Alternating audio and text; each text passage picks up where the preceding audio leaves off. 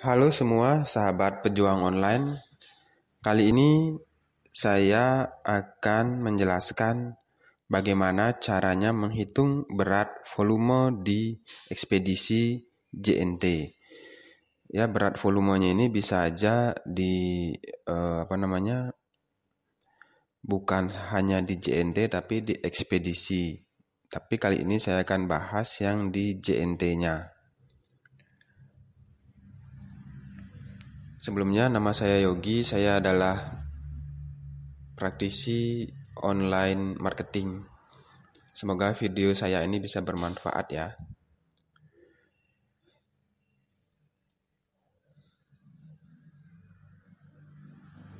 Nah, pernah nggak teman-teman waktu mau ngirim barang, misalnya dapat order dari toko e-commerce teman-teman seperti Tokopedia, Bukalapak, Lazada, atau Shopee, tapi ternyata saat di ekspedisi ditolak oleh pengiriman karena beda berat.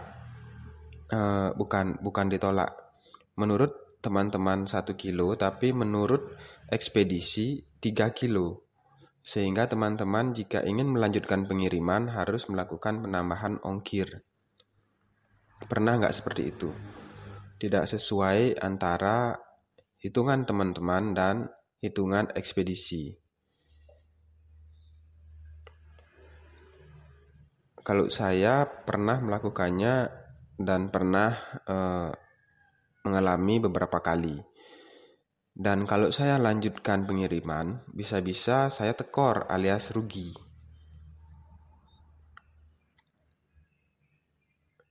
Nah, jika hitungannya masih ada margin sedikit, oke lah kita bisa lanjutkan. Tapi jika rugi, buat apa kita lanjutkan ya teman-teman? Nah, tahu nggak teman-teman? Kalau di ekspedisi itu, saya sering menggunakan JNT, berat 1-1,3 kg itu masih masuk ke 1 kg. Jadi kisaran berat di JNT itu adalah dari 1-1,3 kg masuknya ke 1 kg. Jadi dia memiliki hitungan yang berbeda dengan hitungan di pasar atau hitungan di tempat lain. Jadi hitungan di ekspedisi itu berbeda. Nah, pada umumnya berat 1 kg sampai 1,3 itu masih masuk dihitungnya ke 1 kg.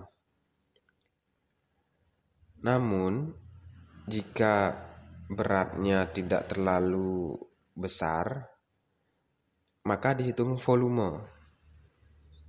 Nah, jika berat barang kita itu tidak terlalu berat, maka yang akan dihitung adalah volumenya, kecuali luas atau besaran barang kita itu tidak terlalu luas, tidak terlalu banyak memakan tempat. Dia masih dihitung berat.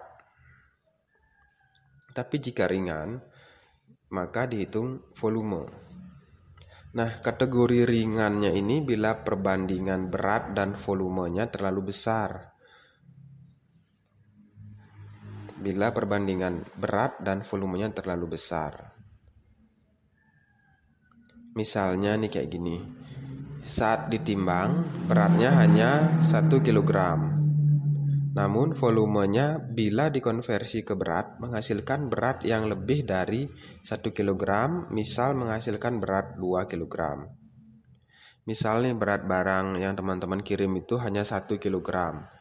Tapi bila dikonversi ke volume beratnya menjadi 2 kg. Jadi yang dipakai adalah yang 2 kg oleh ekspedisi.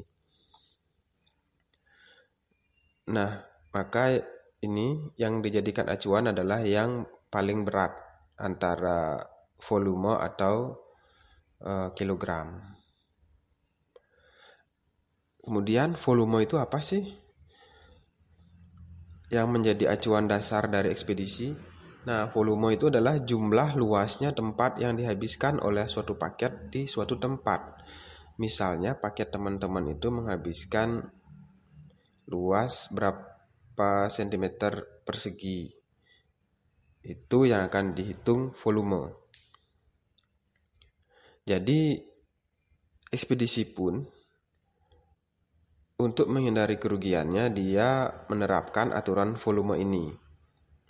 Karena jika beratnya terlalu kecil di bawah 1 kilo tapi menghabiskan banyak tempat, itu kerugian ada di pihak ekspedisi karena barang yang dikirim jadi bisa berkurang untuk 1 kali pengiriman karena barang yang volumenya besar menghabiskan banyak tempat.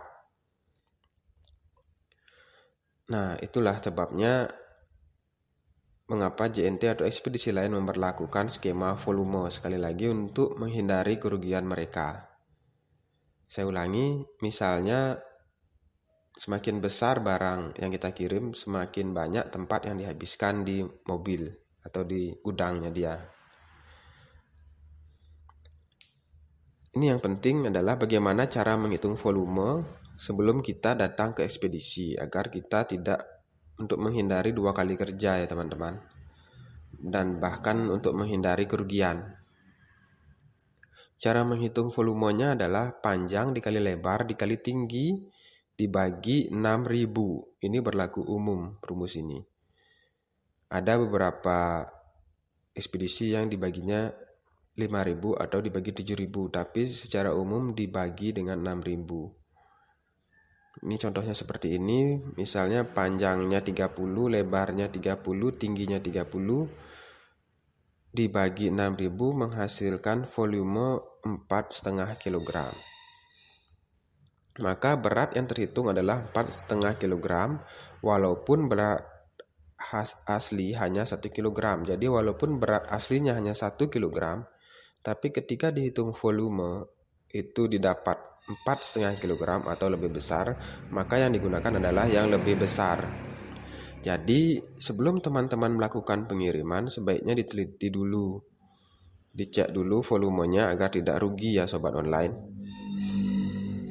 Nah, seperti biasa supaya video ini lebih bermanfaat, lebih baik teman-teman praktekkan sebelum melakukan pengiriman. Jika teman-teman lihat atau kira-kira volumenya lebih besar daripada beratnya, maka segera lakukan perhitungan dengan cara ini. Salam online teman-teman, semoga video ini bermanfaat. Jika suka silahkan dibagikan. Jika ingin mengikuti video saya berikutnya, tolong di subscribe ya teman-teman. Gratis subscribe-nya. Oke, salam online, selamat pagi, semoga jualan banyak.